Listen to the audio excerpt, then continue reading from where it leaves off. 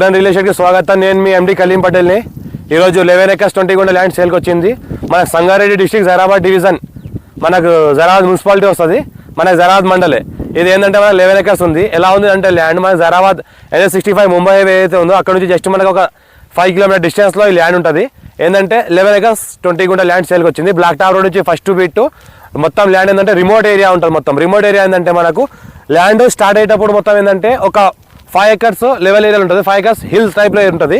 మనకు ఫ్యూచర్లో ఏమైనా farm house, guest house, resort అలాంటివి ఏమైనా చేసుకోవాల్సుకుంటే 5 acres ఏంటంటే హిల్ టైప్లో ఉంటుంది, గుట్ట పైన ఉంటుంది. 5 acres ఏంటంటే లెవెల్ ఏరియాలో ఉంటుంది. మనం చూస్తుంటే మొత్తం చుట్టుపక్కల మొత్తం ఫామ్ హౌస్లో ఉన్నాయి. పక్కన మనకు మంచిగా ఒక 30 ఎకరాలలో చెరువు ఉంది. 30 ఎకరాల మంచి ఫుల్ వాటర్ సోర్స్ కలిగిన చెరువు ఉంది. సొసకాలం మొత్తం చెరువులో వాటర్ ఉంటుంది.